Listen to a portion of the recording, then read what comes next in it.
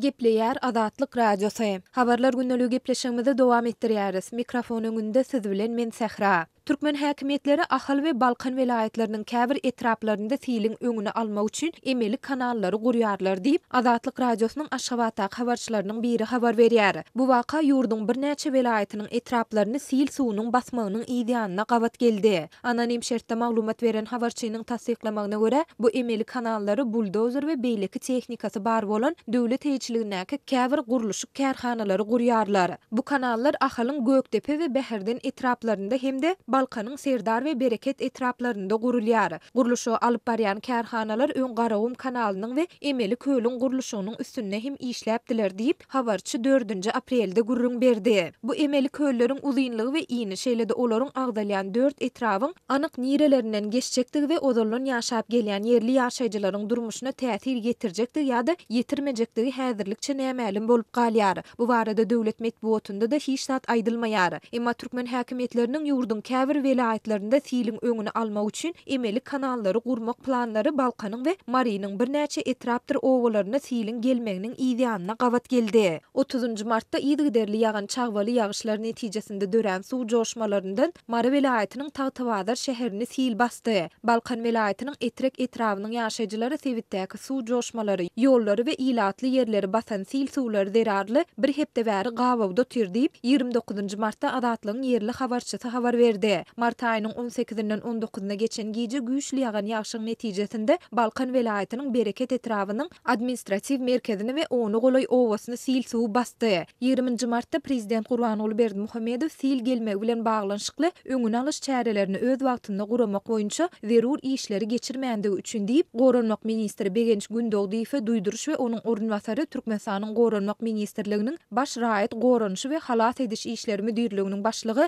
Döwran Durdiýewe käýinç yglan etdi. Bu soňky ýyllarda döwlet başçylarynyň ýa-da türkmen resmiýetleriniň ýurtda tebii betbaççylygyň bolandygyny tasdiklamak bilen bagly ilkinji waka bolsa-da, ýurtda siliň nire gelendigi, nä derejede ziýan ýetirendigi barada dymyşlyk dowam edýär. Geçen ýylyň maýynda güýçli ýagan ýagşyň netijesinde Aşgabat şäherini sil suw basypdy. Şoňa meňdeş ýagdaý 2017 ýylyň sentýabrynda Ahal we Balkan vilayetlerinde hem gaýtalanypdy. Türkmen häkimetleri we resmi medeniýet bu tebii betbaççylyklaryň ikisinde hem dymypdy. Türkmen häkimetleri sil suwlarynyň öňüni almak maksady bilen sil sowulgasyny gurmak barada soňky ýyllarda ilkinji gezek 2017 ýylyň 22 sentýabrynda gurrun edipdi. Şonda hökümet maslahatynda Aşgabatyň gapdalyndan sil sowulgasyny gurmak üçin hödürlenýän täze proýekt tasdik edilipdi. Taslama laýyklykda Köpetdagyň eteginden we şäheriň uza boýuny uzynlygy 33 kilometr bolan sil akawasyny gurmak. Sil suwunyň akyp gelýän uly jarlaryny akawa birikdiriji deshalary, akawanyň awtomobil we demir ýollar bilen kesişýän ýerlerinde köprüleri bina etmek teklip edilipdi. Şeýlede sil suwunyň Garawum derýasyna düşmeginiň öňüni almak üçin göwrümi 15 million kubmetr bolan sil suwlaryny jemleýiji aýratyn howdanyň guruljakdygy hem bellenilipdi. Emma aradan 2,5 ýyldan gowrak wagtyň geçendigine garamazdan Türkmen medeniýetinde Türkmenistanyň Owy we Suw hojalygy ministrliginiň Türkmen Suw Ilmi Taslama instituty hemde Aşgabat şäheriniň häkimliginiň hünärmenleri tarapyndan taýýarlanan bu taslama we onuň häzirki tapgyry barada hiç zat aýdylman gelýär.